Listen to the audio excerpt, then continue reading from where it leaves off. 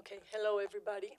As I was introduced by my colleague here, my name is Limor Yehuda. I'm a criminologist, and I'm gonna speak to you today about a different issue.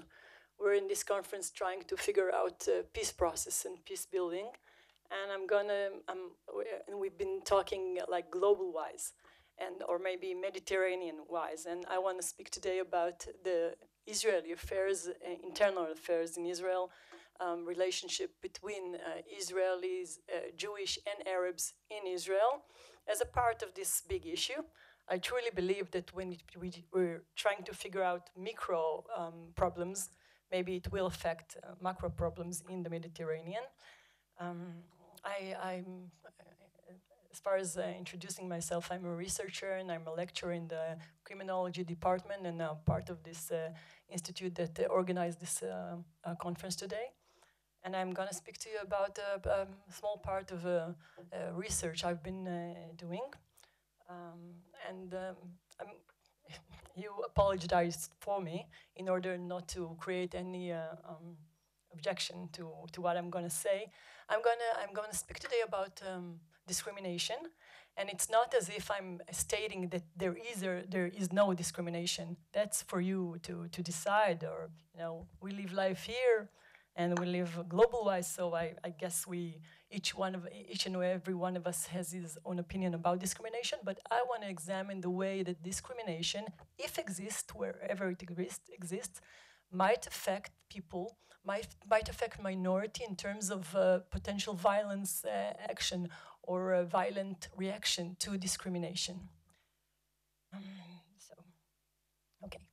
So a few months ago, there was a small war in Israel. We in Israel, we don't call it war. It's an like army operation, or right? We have other words for wars. For me, it's a war because all of us are in Israel suffered from missiles from Gaza Strip. And apart from this little war, there were riots here in Israel. There were violent riots that whoever did this is specific individuals from the Arab society in Israel. And as a reaction, Israeli Jewish individuals reacted to this violence. The police had to interfere somehow eventually and to try to solve, to settle down and to make some quiet. But there were riots, violent riots. And the thing was, we're talking here about Palestinians, and I know how complex is this term Palestinians. Who is a Palestinian? Is it Israeli Arabs? Some of the Israeli Arabs I know, they refer themselves as Palestinians, and some do not. And I do not want to refer to this issue of Palestinians. So I'm going to address Israeli Arabs as Israeli Arabs and Israeli Jewish as Israeli Jewish in this reality today. And what was surprising about the riots, that we've been living here together, Israeli Arabs and Israeli Jewish together for more than 70 years. Things are, I think, in my experience, things are better. And with the years, we study together, we live together, we work together. It's not perfect, of course, but we're getting there. Slowly, we're getting there. But there were riots, frightening riots with frightening violence. Many of my colleagues and myself would try to explain those riots. I wrote an article to the Globes that was published in Globes, and I tried to explain the world that it's very specific phenomenon, very small, that not both parts were not most of the people of both societies participated, but there were riots, and we tried to figure out why. Now, the why question has several answers, and one of the answers that I would like to address today is the discrimination answer. And again, I'm not saying that there is or there isn't, but okay. So I'm actually referring to majority-minority relation in this research of mine. And in Israel, as you know, majority is the Jewish majority rules the country, and the minority, the Arab minority, lives along, and the Arab minority is a citizen in this country. And given the fact that this is a democratic country, and it is a democratic country, um, there, there, discrimination is not supposed to be here as it's a democratic country. Now, research global-wise of the relationship between the majority and minority, they usually refers to discrimination as one possible phenomena in this kind of relationship. A result of discrimination can result in it has many results. One of the results can be violence. And I'm showing here several studies in regard to this thing, but I'm going to continue on, and I want to say that so most of the research about discrimination that leads to violence is described via the eyes of the one that caused the violence, the minority group. So I want to address in my study, and I wanted to address in my study, two point of views. The point of views of those who are the minority, and the point of view of the majority in regard to the assessment or to estimations of potential violence due to exposure to discrimination. Now, when we address discrimination in the literature, they address discrimination, and in several ways they refer to types of discrimination.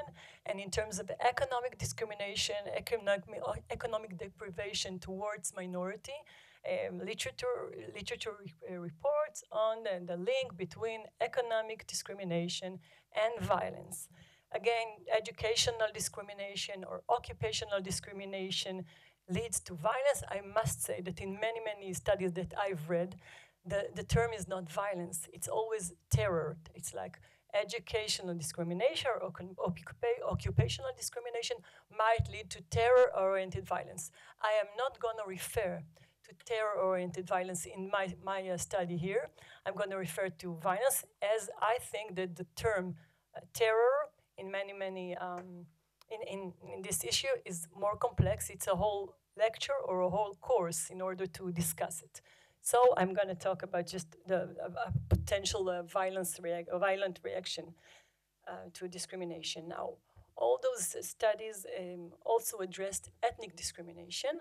And when I speak about ethnic discrimination and violence, I refer to the denial of the liberty to express one's symbols, ethnic symbols, religious symbols, whatever you wears, the ability to speak your language without interference or without any objection or without any bad reaction to those things. So studies around the world show that discrimination and different types of discrimination might lead to violence which is caused by this discriminated minority towards majority, as the majority is usually responsible or perceived as responsible to this discrimination. Yet those studies maybe describe discrimination in general and its linked to violence, or certain types of discrimination and their link to violence, yet they do not combine. As you all know, discrimination can express itself in many, many ways and combined ways.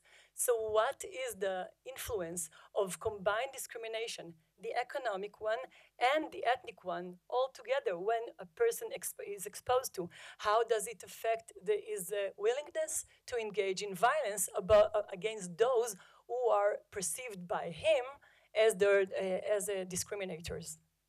I want to address this issue as well, and what I did for it. Oh, sorry, just before telling what I did and what's the procedure. So the research goal is actually to examine the different combination of discrimination might affect in a different way the possible of violent reaction.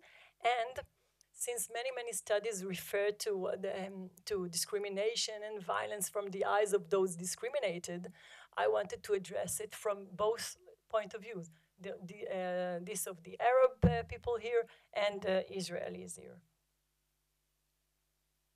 the research question, which of the four discriminative combinations is the most predictive in terms of violent reaction and which is the least predictive from two main point of views, as I said, the Israeli Arab one and the Israeli Jewish one, and what is the relative weight of each liberty in the context of violent reaction.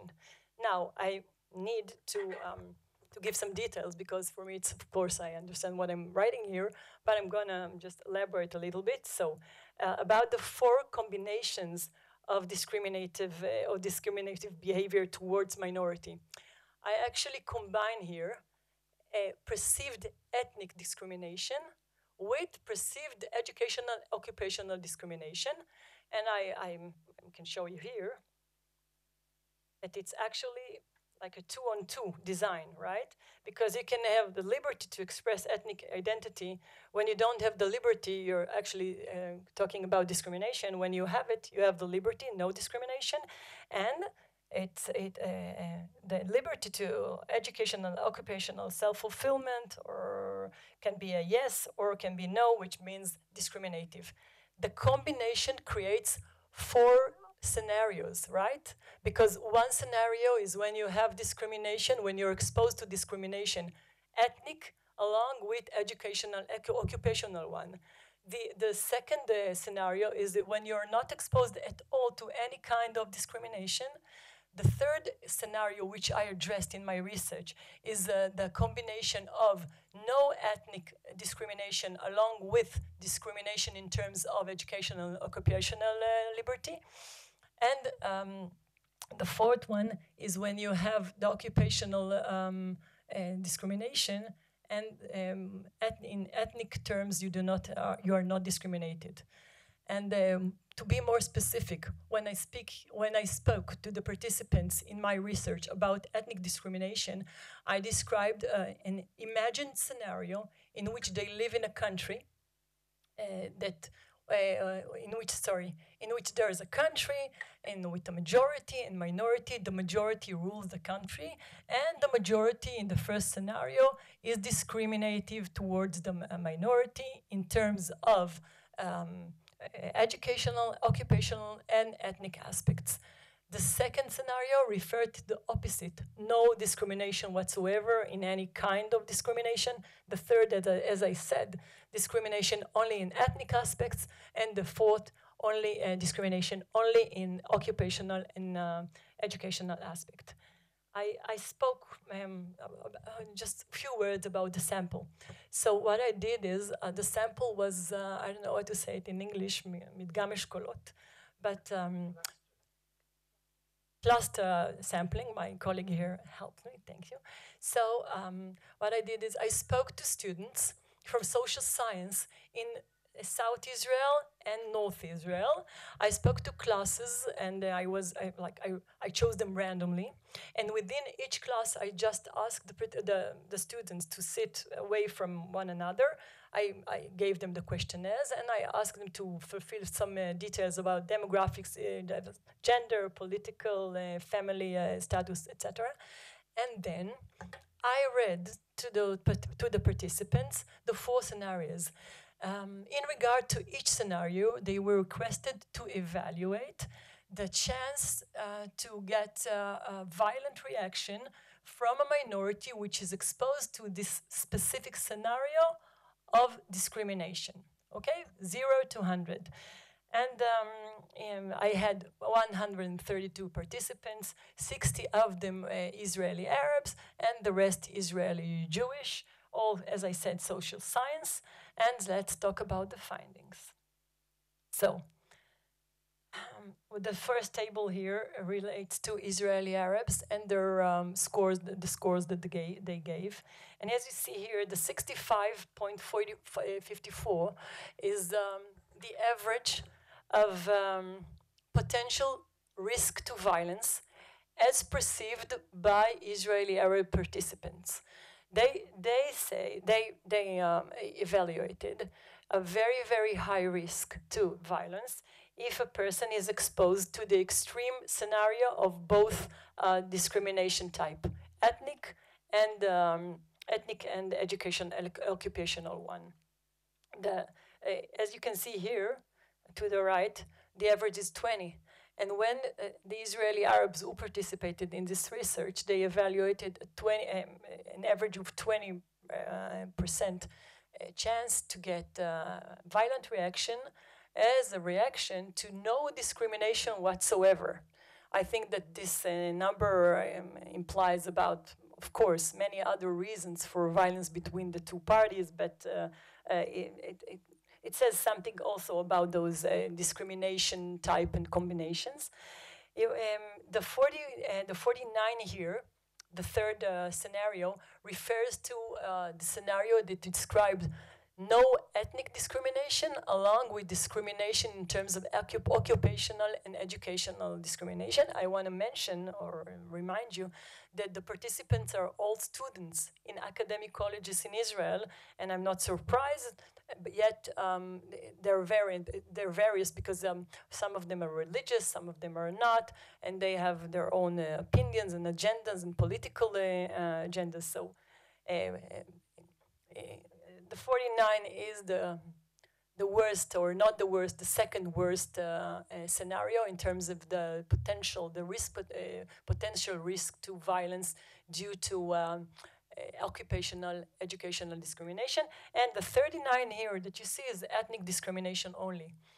So what you get from this table here is that ethnic discrimination in the eyes of Israeli Arab students is less severe or has a less potential to violent reaction by Israeli Arabs in Israel against the majority. Now, as I said before, I wasn't interested only in speaking to Israeli Arabs. I wanted to see what Israeli Jewish people think about the potential of discrimination. So here, Israeli Jewish I marked here all their averages, and I want to say something before I describe this table.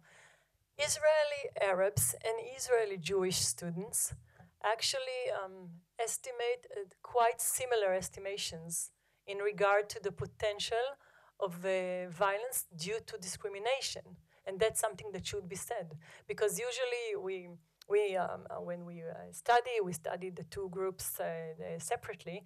And here I'm speaking about students, Israeli citizens in Israel, students. What divides them here is their religion, okay? Arabs or Jewish. Arabs not a religion, but the Arabs there were Muslims and Christians and Jews in this group. And I wanna say that both groups think that when you deny from a person the liberty to education, free chance to get accepted to a higher education or to occupational job, you are at risk, very high risk to get violence. But look at the numbers here. The Israeli Jewish gave higher scores, okay? They gave higher scores, and the average score of all four scenarios together, if I compared it to the average score of Jewish students to the average score of Arab students, is significantly different. Now, what I did more, I wanted, as I spoke about it before, I wanted to measure the weight of every element. Because when we're speaking about discrimination, it's a phenomena, yet it's a delicate phenomena, because discrimination can express itself in many ways. So I wanted to see if it matters, or if it matters to a person, whether it's an ethnic discrimination or occupational educational discrimination. I used the functional measurement theory of Norman Anderson. He's a scientist, he's a psychologist that I've been using his theory for my thesis and my PhD. So I used it as well here. And in order just to measure the weight, I want to say two words about this theory. This theory of functional measurement actually says that when you decide something, or when you're demanded to give an estimation, what you do usually, you're presented with information. The information within your mind is like divided to two aspects, okay? Every aspect in this example here, the ethnic discrimination in comparison to educational, occupational discrimination are the two elements. The two elements weight differently in your mind. And when you give me the score, when you score, what happens in your mind is like an equilibrium. It's like one aspect weights more than the other. And the aspect that weights more than the other is it dictates your score. So I wanted to see what dictates in the mind of Israeli Jewish, Israeli Arab, what dictates your estimation. So what I found is that, of course, according to the numbers that you've seen before, but this is another measurement that actually shows the same thing, that the importance of self-fulfillment liberty in terms of occupation or education is more important. It weights more for a person, either Arab or Jewish. It's more important, but not just a person, it's just a person which is a student in academic setting. It should be said because it's a different, unique group. I can imagine, I dream about elaborating this. And I've been studying with, during this coronavirus, I've been trying to study this issue with my colleague Janan Falach, which is not here today, but she's going to be give a lecture, and to expand the sample and to not to examine only students, but also other people in the Israeli society in order to see if there's a difference or we're all on the same page. So ethnic discrimination is less severe in terms of the risk to violence, but if you block the liberty to self-fulfillment in terms of education, in terms of occupation, there's a higher risk, according to this small sample, of violence. Now, so to conclude, both groups estimate that ethnic freedom is less crucial than economic one, and therefore the latter is more risky in terms of violence. Both groups have quite similar estimation in regard to the chance of violence as a reaction to discrimination, yet Jews have higher scores than Arabs. Why do Jews have higher score than Arabs? It goes back to you. The narrative. The narrative. But why do Arabs have less? Same, the narrative. But the narrative is not the only explanation. There are many theories about self-identity and belonging to a group and whatever you say about your group that can explain those studies. And of course, reality. Why won't we use just reality? We can go to reality and ask ourselves, why do Jewish people in Israel think that discrimination might lead to violence, or when they're asked about Arab community, about the minority, and about violence in this context, why do they predict more violence? Because of all because of the reality. But look carefully about the reality. The reality, as we know it as Israelis, confront us with violence usually not between us Israeli citizens here, Arabs or Jews. Most of the time it's a Palestinian story from Gaza and the West Bank. But either way, there's a generalization of this experience, and generalization of the experience makes you give higher scores. In terms of conclusion and I don't know, recommendations, I wish that policymakers would address this issue, see the numbers, and think how to improve or how to avoid discrimination, either formal or informal one. So thank you for listening, and if you have any questions, I would be happy to answer. Question, Limor. You took two states or two districts states. Either there is discrimination or there is not. But in every situation in life, you can have a scale of level of discrimination. So I would say that there is discrimination everywhere, not among Jews and Arabs only, but in many other aspects in the society of Israel. It's I wonder what would happen if you would take a scale of levels of discrimination and check out what people think, And maybe you should check if violence actually appears following discrimination. Because if you take the state of Israel since the creation of the country, the level of discrimination was higher in the beginning. It became lower along the time. So would you say that violence uh, was more intensive at the beginning than now? I wouldn't say so, because there are other factors affecting, maybe deterring from, and so on.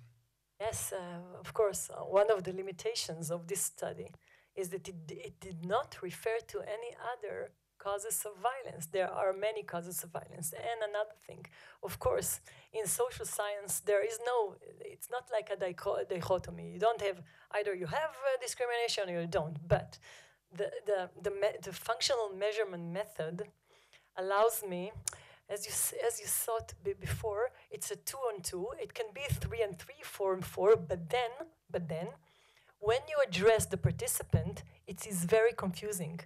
This simple design is very simple to the participants, because once, as I tried before in other aspects of my research and other studies, it's very confusing to a person to evaluate in a certain amount of discrimination with I mixed it, right? I mixed types of discrimination. So I wanted to do it really, really simple for people. But obviously, and you're right, social science, all those variables are on a sequence. It's like 0 to 100, okay? It's not a yes or no.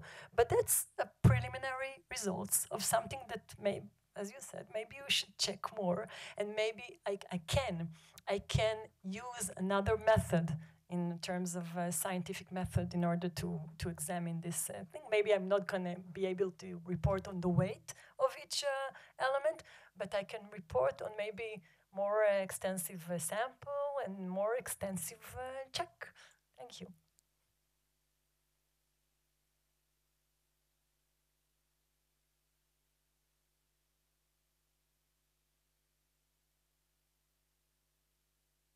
Hi, Limor. Thank you for a very interesting lecture. I think there is a big difference between reporting violence tendency and actually do violence. I think you should interview those who participate in a violence action. How do they feel towards discrimination, and why did they do it? Not just reporting about something that I can imagine that I will do some problems or act violently. Gil, you're the perfect student and perfect colleague, so seriously. Because in criminology, we know, like in terms of criminal behavior, right? We know that there is a gap between how you judge violence or act violently, okay? There's a gap, or not only violence, criminality, delinquency. It's like a person, we even know that in moral judgment, criminals, they tend to give very like good judgments, normative judgments toward criminal behavior, yet they behave not in a normative way, right? So you're absolutely right, and I want to tell you that one of my thesis students, is actually interviewing now in East Jerusalem people that are engaged in throwing stones, right? In doing or engaging in this kind of activity, in order to see what's in their mind. It's not it's a new research. There are previous research, some about this issue. It's not enough, and I'm trying to getting there. So yes, thank you. What's it?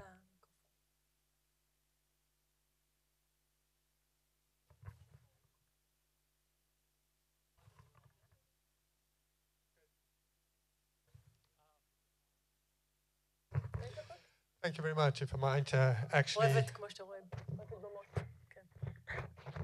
I might actually be a devil's advocate to all three panelists. to Eyal and Gadi to point out as a question that there are many narratives, or the utilization of the common elements in the metadata of disputing narratives, which can be used for positive purposes. So there are three religions, all which have a narrative about Abraham.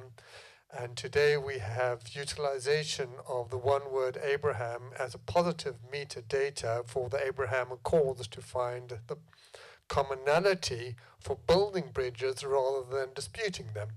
So their narratives are actually used in a positive sense, even though they are conflicting narratives.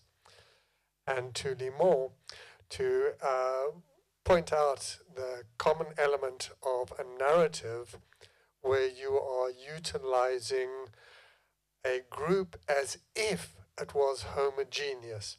So when you say Jews and Arabs, it appears if there is a singular grouping and hence a singular cause or narrative of the majority Jews, but there are so many diversities within that group that it is not homogeneous, and therefore any statistical data, if you're using a small sample, will obviously find a different answer to when using a large sample, because it's not homogeneous.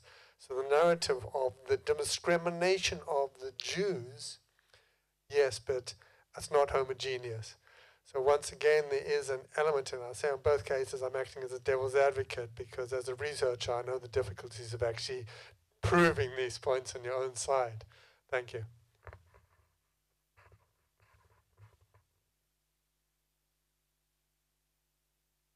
If the point was that narrative is in political use, then you're perfectly right. It's always in political use. That's the whole point.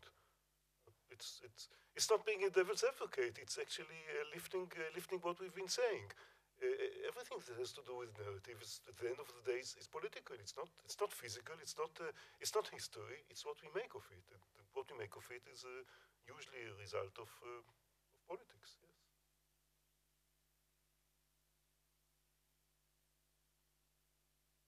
And if I may add about the fact that the Jewish majority group is not a homogeneous one in Israel and elsewhere all over the globe, you are perfectly right. We are not, but we do think that the narrative tells us the same story that goes back to Abraham until the Zionist movement was founded, say, about 150 years ago, approximately. And but the changing begins not about the past, about the present, and more than that on the future. What future are we seeing here? Take just the Jewish group of the narrative of the COVID-19 pandemic in 2020. It was only a year ago when we are still in the fourth, fifth, sixth wave of the virus. What did you see last year in Israel between different Jewish groups protested against the government? You saw, and I saw, because I wrote a study on that. You saw three different groups with three different narratives. You saw the black flags protesting against corruption, political corruption, asking Netanyahu to leave. You saw the ultra-Orthodox Jews protesting against the harsh, severe policy of the police beating them on the streets, then against the government not allowing them to leave to Uman for the prayers. And you saw the third group of the Schulmans asking for financial compensation just to as a result of the ongoing closures. And each one of the group in a decade from now will tell you a different narrative. What happened in 2020? I can tell you that in 2021. Now, if you take it to the Palestinian and the Israeli, as she said about what she has concluded in her study, we as Jews tell the same story about what was here until 1948, and particularly and especially what happened here after 1948, because we all learned in the same education system that when the winners tell the story of the history. Some were 3 decades ago, people like Benny Morris, Tom Segev, Anita Shapira, and others started to. Their nickname was the post-Zionist, and then Benny Morris reversed again, went back to his original perceptions. But the narrative remains the same narrative. When I met my people, my students in the class at Ariel, and we are teaching a special course about the Nakba. I'm doing it. And they, for the first time in their lives, when they are 22, 23, 25, perhaps 27, they heard about what the Jewish side did to the Arabs. I'm not saying Palestinians at that time, okay? And you see, because there are some different groups within the Arabs as well as the Jews. They never met it. This is not the narrative. This is not what we've learned. Somebody shaped our minds. The same thing I'm telling you about Arabs.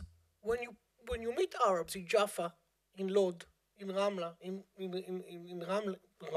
Acre, and you ask them about what happened in the recent riots in May, each one of them will tell you a different narrative.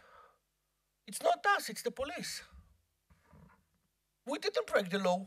That goes to your normative. I just protested. I was reacting to the severe policy of the police beating Arabs every day in Jaffa. I saw movies.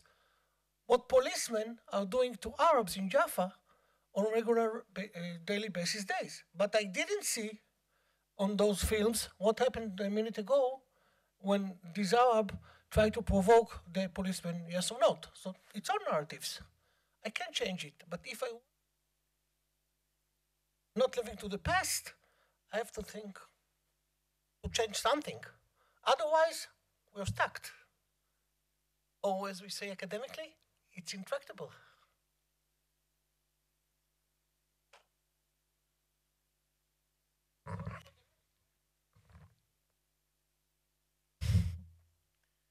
After what you said. Yeah, yes. Okay. Thank you. Thank you very much.